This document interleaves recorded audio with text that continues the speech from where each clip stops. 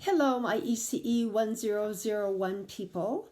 This is me, Patrice, doing a video clip instead of our typical sometimes happens Wednesday night Zoom because my whole space-time continuum sort of collapsed for this week and Wednesday night has no more space left for me to do anything. What I want to do is just go over a little bit of what's in Module 7. In this class, we've been going through the domains of development. We did physical development, cognitive development, and psychosocial development. Last week, we did psychosocial development, and this week, we're doing the application of theories of psychosocial and cognitive development because they work together. And one of the ways that they work together is in helping children develop self-control and helping children develop executive function. And it's not like development just happens, like suddenly children hit 7, 17, 27, and suddenly have self-control.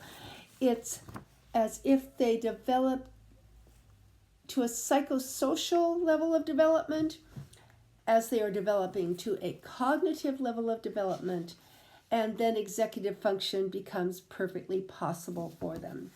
So look over in the in Module 7, look over what we did last week in last module in Module 6, a whole lot of stuff about psychosocial development and the different stages that children go through. Remember, we use the stages of development from child development in order to do our work as early educators. There are basic psychosocial skills that people need. They need the skills to get along with others in order to succeed. And if we know where children are developmentally, then we can help them. We can scaffold their development of those psychosocial skills. We can scaffold the development of conflict resolution skills. We won't find ourselves saying, time out you, don't talk to each other. We'll find ourselves saying, hi, what's going on here? Tell me about it. Can you use some words to tell me about it? And that's where we begin to pull in cognitive development. And if they're speaking to somebody else and they're going to tell that person about what they were doing and why they did it, then we're pulling in psychosocial development because that's initiative. Initiative is the doing of things. And very often conflict resolution is based on the doing of things, as you might know. And one of the things that we work on in preschool classrooms is scaffolding children to be more other-oriented rather than egocentric, which is how we start out, and many of us spend our whole lives being very egocentric.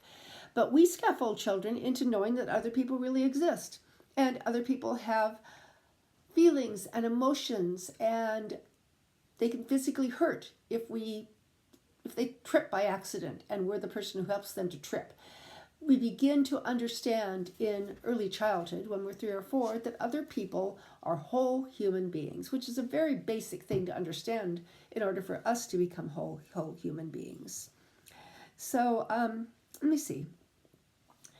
There are all the sections on scaffolding self-discipline after an incident and during an incident.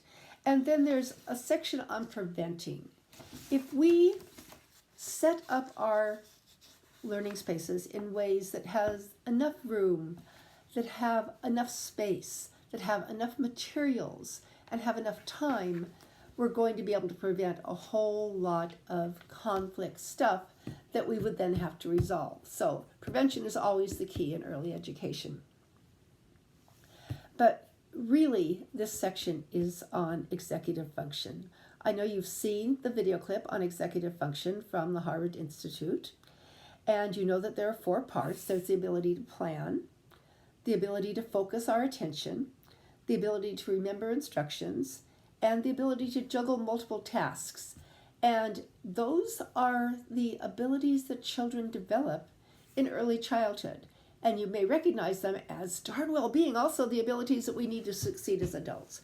If we can't plan ahead, then the outside assignment is suddenly going to be there and we aren't going to have it done. If we can't focus our attention, we're not going to get stuff done. We're not going to be able to look at the list of things to do and go, oh, that's here, I'm here, I'll go there. If we can't remember the instructions, Luckily, as adults, we can read the instructions over and over again and figure them out. But we need to know what the instructions are in order to follow the instructions in order to succeed. And finally, we need to juggle multiple tasks. Most of you don't just have one class. You have 4 or 5. I teach 4 or 5, 6 classes. And I need to remember that this is not child development. This is early childhood education. And when I'm teaching nutrition, health, and safety, I need to remember that that's not child, family, and community. So we have to keep tasks sort of in their own lane in order to succeed, in order to be successful in our endeavors, in our agency, and in our world. And adults have all kinds of roles in helping children to be able to develop the skills involved in executive function. One always important skill that the adult has to have is a knowledge of child development and a knowledge of how well children are able to use language. Language is a cognitive skill that helps us to succeed in every way and psychosocially. If we can express what we are thinking, what we are feeling, then we are going to be able to be who we are successfully in a group of other people that we are in a community with. So remember that physical development is how our bodies grow, psychosocial development is our emotions and our feelings, and cognitive development is how we understand the world. Language is part of cognitive development. We have the 2 theorists that we work with, that we learn about in child development, Piaget, P-I-A-G-E-T, that's how you say that name, not Piaget or something like that, Jean Piaget and Lev Vygotsky. They both talk about what language does. Piaget says language is all about labeling things and saying, this is a table, I know it's a table. That's a light, I know it's a light. That's a window, I know it's a window, which is all good. I mean, that's how kids start out. They label things. They tell us they use language to tell us what things are. However, Vygotsky says language is really important because language is how we think.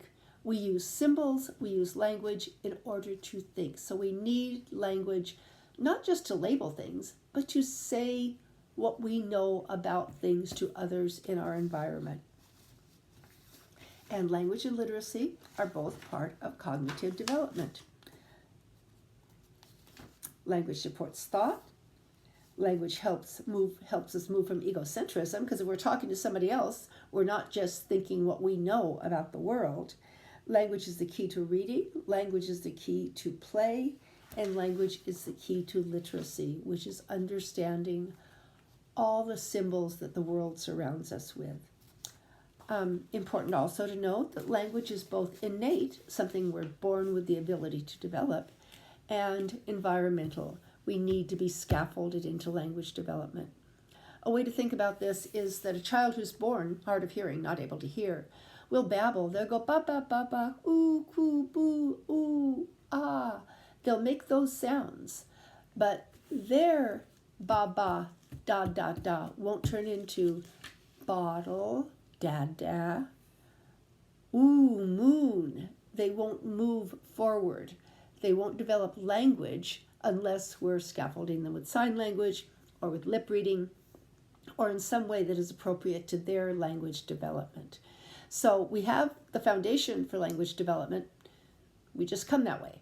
However, we need to be surrounded by a language-rich environment that helps us to learn to use language to succeed in that environment. Okay, that's what I wanted to say about, still have that cough, about Module 7. But what's very important, is that this is a 3-week module.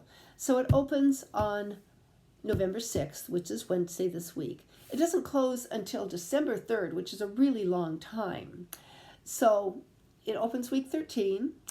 It's open through week 14. Week 15, however, the 3rd week of this module, is fall break. You aren't required to do any work in this class during fall break because it's fall break. Go eat food with your family, travel over the river and through the woods to grandma's house or whoever's house you want to travel to. Travel, do what you need to do. But if you want to, you can work on this module all through fall break, and everything is due when we come back on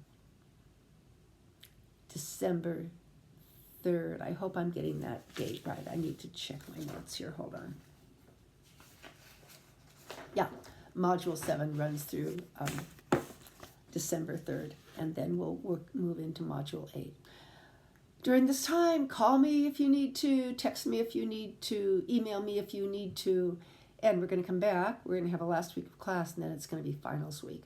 That's a really weird way that Thanksgiving week works this year. Okay, good to connect with you, not really seeing you. I'm here if you need me. Talk to you later. Bye.